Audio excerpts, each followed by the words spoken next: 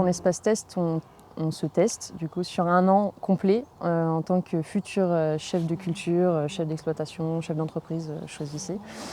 Et ça change pas mal de quand on est en stage ou en saison parce qu'en général on voit qu'une seule partie du travail de maraîcher, donc beaucoup de récoltes, beaucoup de mise en culture et par exemple moins la gestion de l'irrigation, moins le travail du sol et puis toute la gestion de la commercialisation aussi.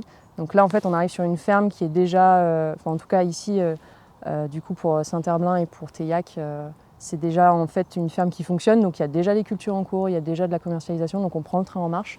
Et on est vraiment mis dans le bain directement et c'est très, très chouette pour se tester sur le métier de A à Z en fait. Après, plus à la semaine, ici, donc il y a un système de roulement qui est mis en place et qui permet justement aux stagiaires de découvrir tous les aspects. Et donc ici, ça va être une semaine en administratif, une semaine commercialisation, une semaine culture et une dernière semaine qui est consacrée au projet d'installation, donc qui n'est pas forcément sur place.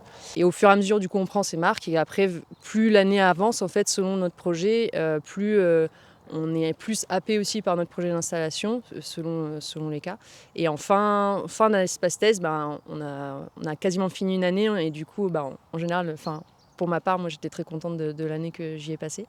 Et on a quand même envie de voir la suite, donc de s'installer.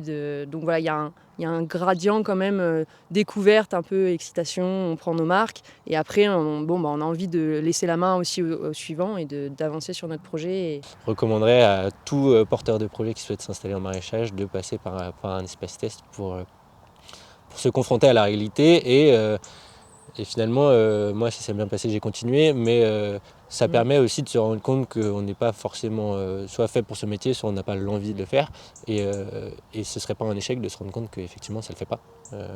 Vaut mieux s'en rendre compte maintenant qu'une fois lancé avec seulement des contraintes financières par la suite. Donc effectivement je pense que c'est un passage hyper intéressant dans le parcours à l'installation.